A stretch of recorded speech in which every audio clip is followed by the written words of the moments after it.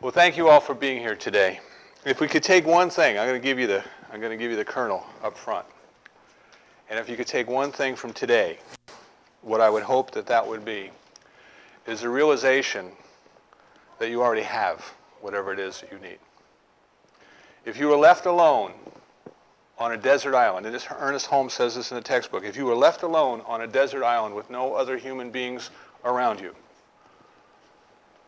you would get what you need to get in terms of your spiritual growth, in terms of remembering the truth of your being. It is wonderful that we have teachers and we have books and we have tapes and we have videos and that we have support centers where people can come together and encourage each other on the way. But what we want to remember is that what we are doing is educating. We are drawing from within to without. We are not putting anything in that's not already there. We're not sprinkling anything on people to make them anything more than they already are. We are rather inspiring and encouraging each to go within, to seek that kingdom within, and to allow that to come out. In the Eastern traditions, we're given a beautiful visual example. We're going to use visual examples today. We're given the visual example of the lotus flower.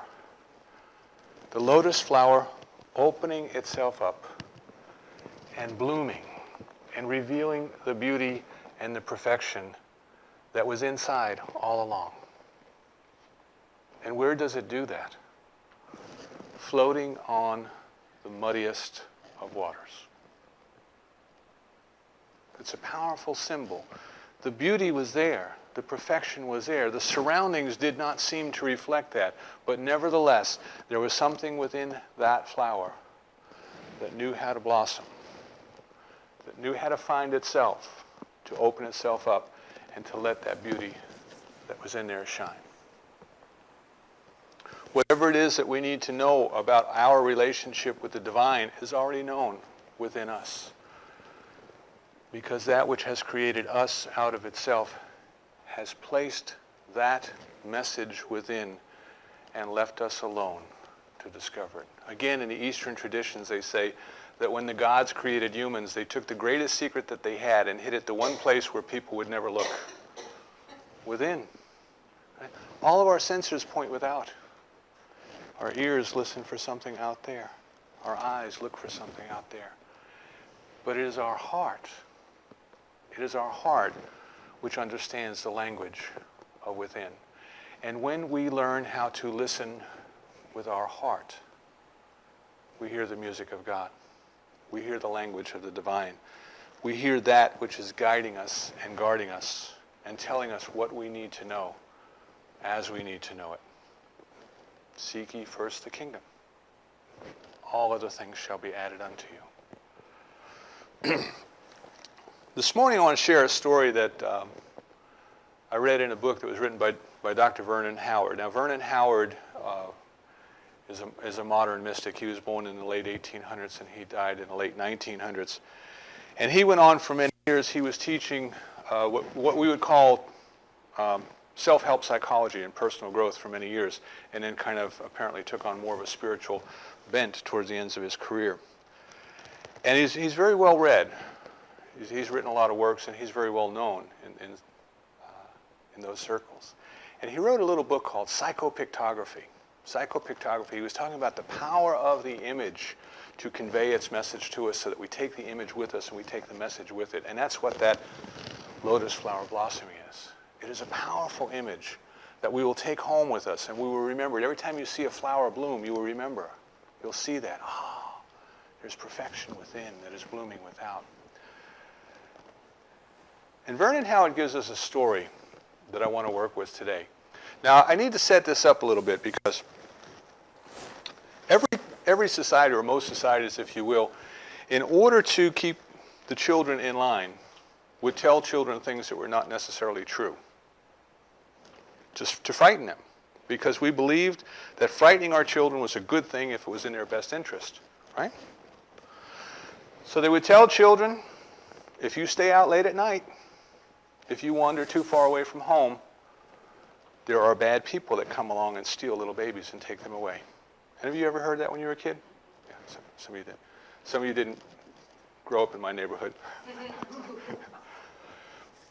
But different cultures would do this. And it doesn't matter if you had culture A and culture B, they each said the same thing, just to keep their children in line. So Vernon Howard kind of draws from this story because it's a familiar story. And here's the story. There was a small child in Europe a long time ago. The family were shepherds. And the little one had to go out into the fields and help take care of the flock. And the parents always told this child, don't get too far away. Don't go too far away because there are bad people who come along. And they take little children and they'll carry you away.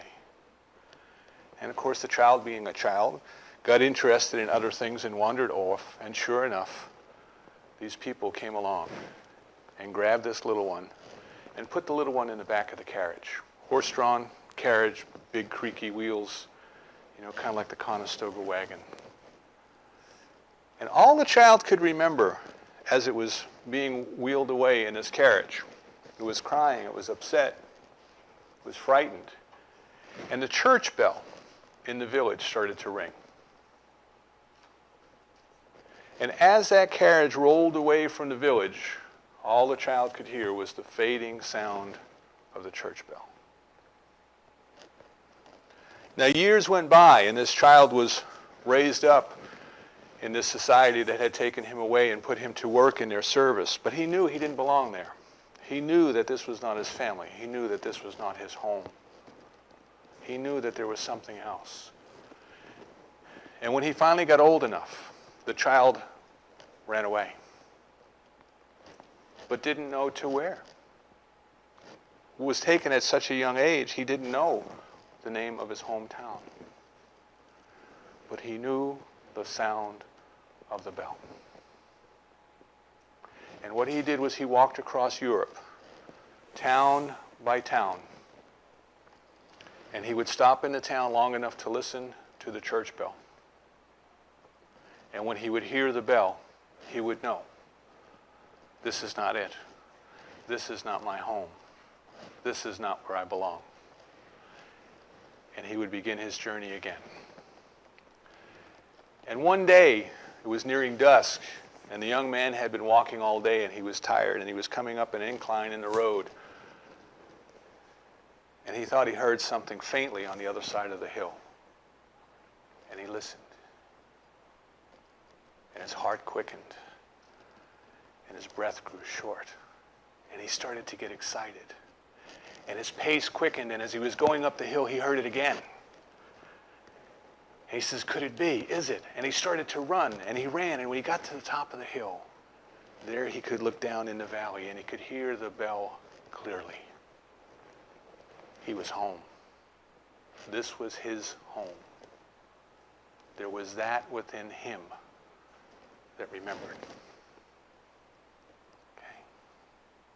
This is the story of the growth of each and every one of our souls. If you are left alone on a deserted island, there is that within you which is so deeply connected to the divine because it is part of the divine itself, expressing itself as you. That you would find whatever you needed to find. You would attract to yourself whatever you needed to attract to yourself. You would sit in the solitude of your own soul, and nature itself would reveal its sweet secret to you. You are whole. You are perfect. You are complete. You are a child of the divine. And what happens when we hear that truth, like the child going over the hill, there is something within our heart that resonates. It strikes a chord, it vibrates in unison, and we say, yes, yes, I've known this all along. I have always known this as the innermost truth. I have always known this as the love of the divine. But I had been off in different places wandering. Perhaps I was listening with my head and not with my heart. Perhaps I was listening to those around me. Perhaps I was listening to those who would tell me stories to frighten me for my own good. But now I no longer listen to any of those. I trust and I listen to my heart. So what we have in this journey of discovering the truth of our soul is this concept that there's part of us that already knows. And everything else is a process of remembering who and what we are. Now, the first obstacle that you come to is, if the divine has created us in its image and likeness out of itself, why does it seem that we are separated? Why does it seem that we are not one? Why does it seem that there's a God over there and humans over here, and there's peace over there and war over here, and love and hatred and all these juxtapositions? And the stories about how we came by this apparent separation vary from culture to culture. Right? As we'll see when we go into the Joseph Campbell course in a couple of weeks, different cultures teach the same truths in similar stories, costumed in the culture. So you will see that different cultures explain this in different ways. In the Eastern traditions, we're taught mankind has had ignorance heaped upon it. And mankind is in the process of working its way out of that ignorance. Now, who heaped the ignorance upon us and why? But that is the explanation. The resolution is the same. We are working our way back. We are remembering our way back to God. Whether we are doing it individually, we are doing it with our soulmate, we are doing it with our spiritual family, we are remembering our way back to God. We are listening within for that chord that vibrates in unison and said, yes, yes, this is the truth. This is the truth of my being. In the culture in which we live, the story is traditionally the fall of man. That at one time we were perfect in the garden, and through a decision left the garden, were expelled from the garden. In the mystical traditions that deal with the Garden of Eden, the story is told slightly differently. The divine being all that there is does not need anything because it is everything. So the divine impulse is one of giving, not receiving. We teach this to your children. It's better to give than to receive, right? Yeah. Where do you think that comes from? It's better to give than to receive. It's more divine to give than it is to receive. What is it that the divine had to give to? There was nothing to give to. So the first act of creation was then the vessels or the souls or us, if you will, whose purpose was to empty ourselves out to allow the divine to have the joy of giving of itself to us and through us to each other. But the souls, being there in the immediate presence of the divine, couldn't empty themselves out, because as soon as they emptied something out, immediately it was put back in. So there needed to be this separation, or this experience of separation of space and of time, to allow us to appear to empty ourselves out, so that we might then in turn receive. This is mystic Judaism. This is Kabbalah. So the idea then is that the garden was not a place here on this earth, but the garden was a place in consciousness. And this leaving the garden was not an act of banishment, but it was a willful act by which we stepped forward to say, I will go. Send me. Let me be your instrument. Let me go forward. So we have all of these different explanations, if you will. And each of us must roll those over until we find the one that strikes true in our heart. see which one reveals itself to us. But no matter how we explain the apparent separation, the resolution is always the same. We are always working our way back to God. And how are we doing that? We are doing that within. We are doing that within consciousness. We are constantly exploring the question, who am I? Why am I here? Where am I going? Where did I come from? What is the nature of the divine? Is there a power for good and a power for evil? Or neither a power for good nor a power for evil? These are the deep questions of life. So we start to contemplate then that if the divine is all that there is, if God, by whatever name we choose to call it, is all that there is, then everything that it makes and has made and will make must be in its image and likeness. And there cannot be a power of good and a power of evil. Because what would have made the evil? Or what would have made the good if there were two opposites? Or as Jesus would say, the same well does not give forward sweet and sour water. There is only one. There is only one. We can have the experience of that which we call imperfect, or the experience of that which we call evil, as we are working our way back home, as we are wandering through the wilderness. But traditions of all time have taught that God is one. God is unity. There is not duality in God. So once we come to this realization then, this remembrance, if you will, that God is all there is, then the next question becomes, well, what of us? What does that make of us? And what does that make of our enemies? And what does that make of those whom we don't particularly like? And if we stay with that idea long enough and we listen with our hearts, we find out that everything must be some part of the divine in expression. For what did the divine have to create out of other than itself? Where did it go for resources to build the universe other than out of its own supply?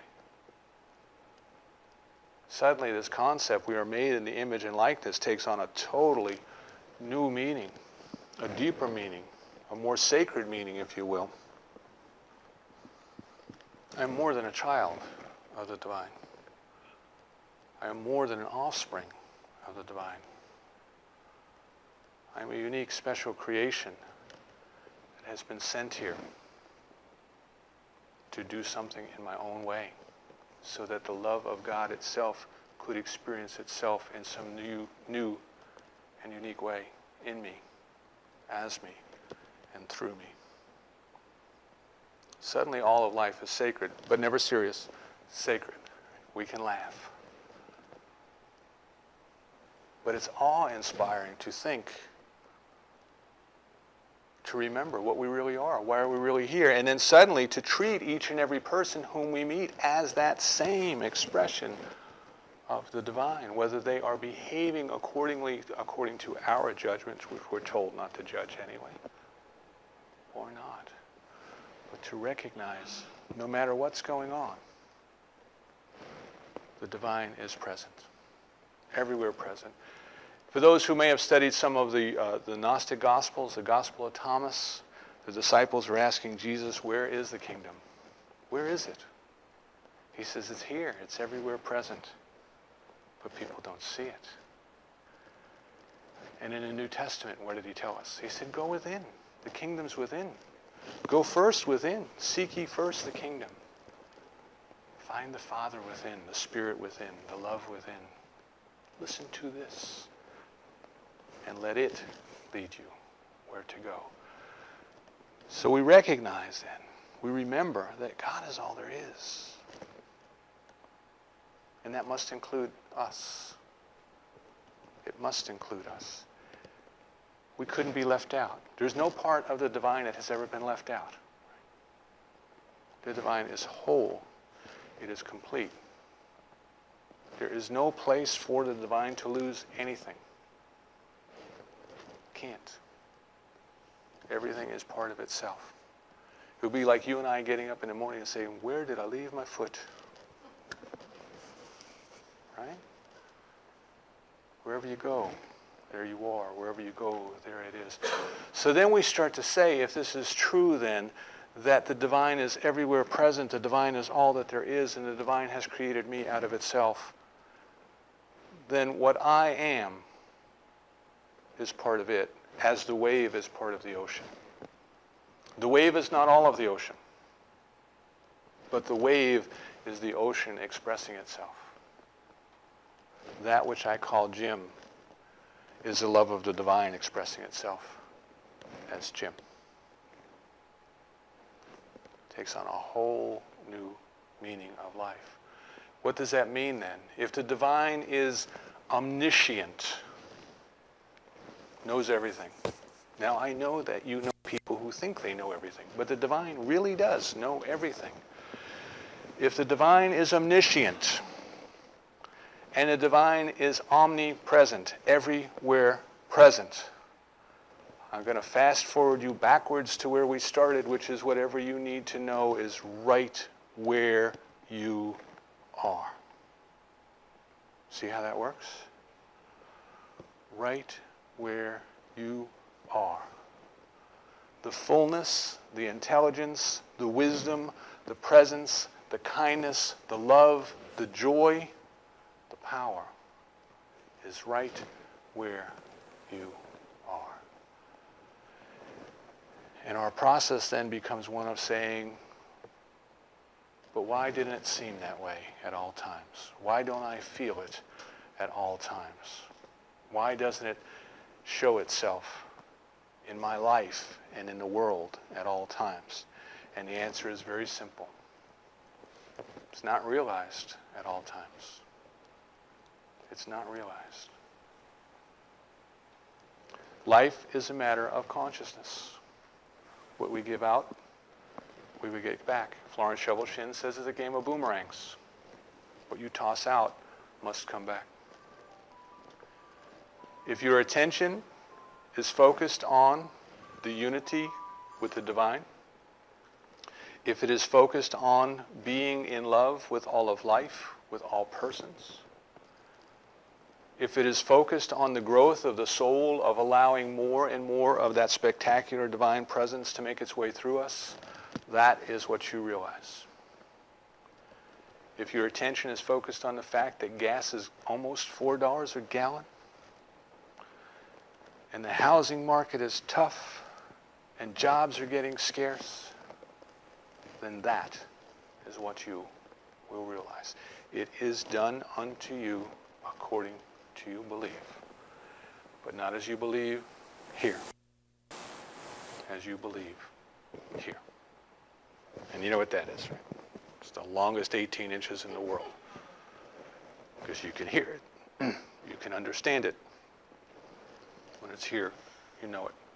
Lauren just came back from England, and I know Elizabeth's on her way over. And I used to use this as an example. When I first went to England, I knew that they drove on the other side of the road. And in fact, I wasn't in religious science very wrong, so I knew that they drove very long, so I knew that they drove on the wrong side of the road. See? No judgment there. But I knew that they drove on the other side of the road. I knew that. In fact, one of my buddies taught me how to drive the car, which I immediately backed into the light pole and caused £1,000 pounds worth of damage in the parking lot at the rental car company. Drove around England, kept going around traffic circles. There's got to be a way out. I used to joke, they need to put a call box right in the middle of the traffic circle with an American flag on it so we can get out and say, help! How do I get out of this thing? I knew that they drove on the other side of the road. I had it intellectually. But I'll tell you what, every time I stepped off the curb to cross the street, I looked the wrong way. I didn't have it internalized. It wasn't here. So what we are talking about in our spiritual growth is we work these ideas in our head. We work these ideas with our education, with our readings, with our tapes, with our books. But we do our spiritual practice of treatment, of meditation, of visualization, of affirmation. We work with them constantly until it moves from here to here. And then what happens is we see it there. First you got to believe it, then you'll see it. Now we have been created in the image and likeness, but we have been left alone to make that discovery because it would be impossible to create spontaneity that was exactly the same. We couldn't be little robots.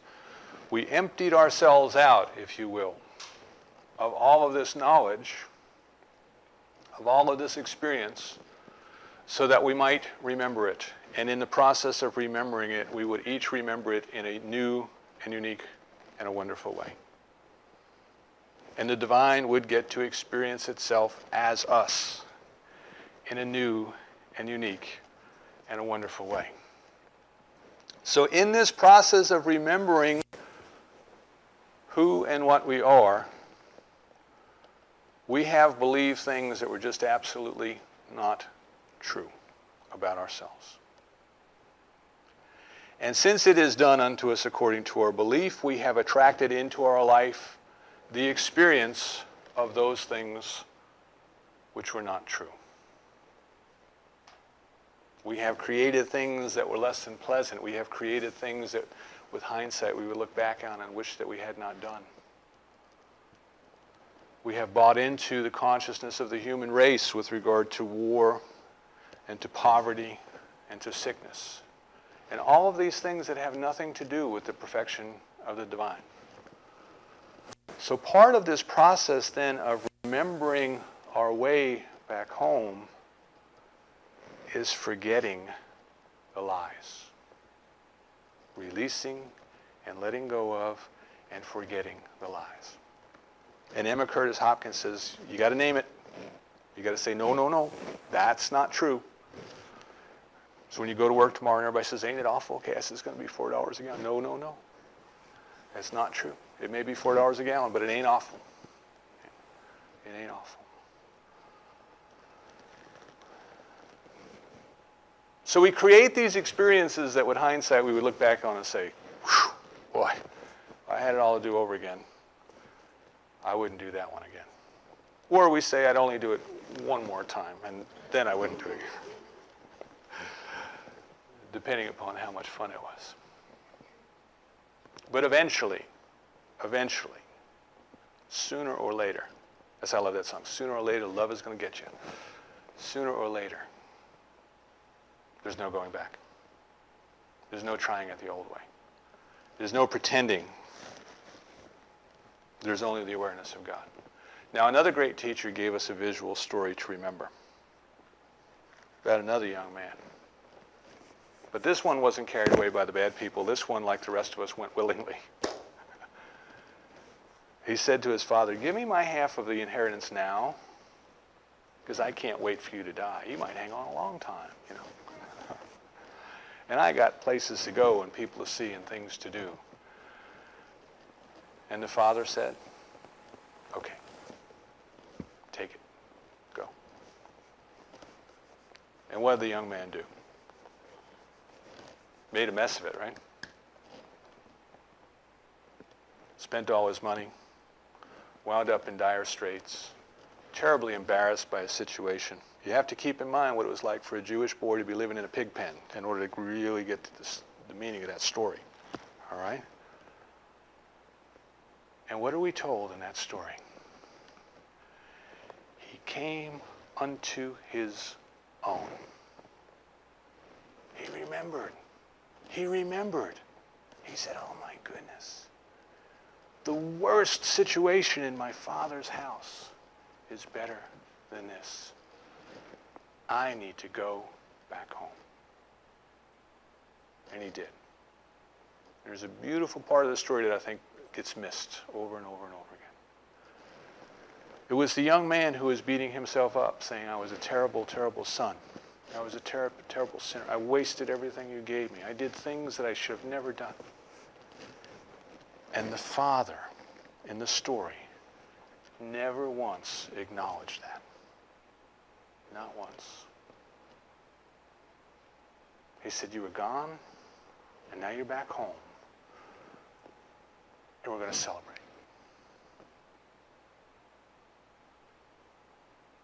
We are the ones who beat ourselves up. We are the ones who label these things as terrible or good or bad or a waste of time or whatever. But the truth is that nothing that you and I have ever done or will do or could do, like the poet said, can diminish that spark. Can desecrate or destroy the spark. The poet said you can desecrate it, but you can't destroy it. We can't destroy the goodness that is there. We can't destroy the love that is there. We can't destroy the peace that is there. We can only eventually remember that it is there and dedicate our lives to the awakening, to the expansion.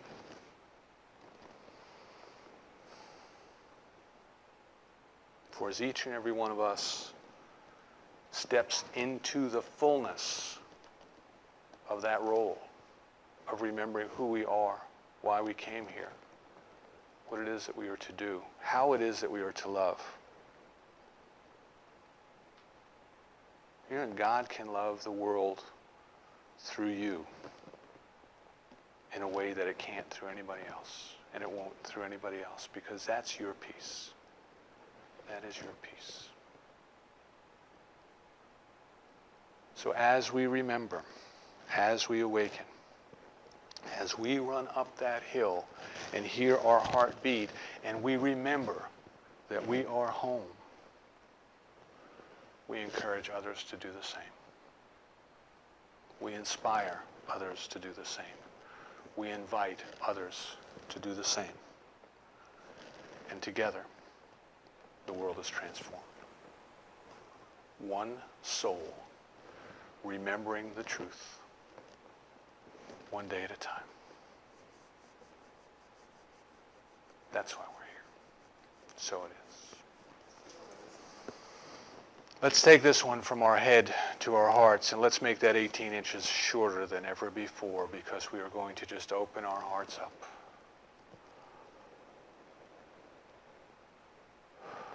O sweet divine, you have created us out of yourself, in your image and likeness, as your instruments of peace and of love and of joy and of truth. And today we accept that and all that it means. We know and we trust that all that we need to know is within us now, guiding us and guarding us and leading us forward, encouraging us, supplying us, enjoying us. We recognize that everything that must be done has already been done in the mind of God. That this beautiful purpose for which we came is nothing more than a divine idea to which we said yes. And since it is a divine idea, it was perfect before we said yes. We allow the perfection and the power and the poise of God to flow through us and as us right now as a loving expression in this world in which we live. From this day forward, we recognize ourselves as spiritual beings. We act accordingly. We recognize each and every other person as a spiritual being, and we treat them accordingly.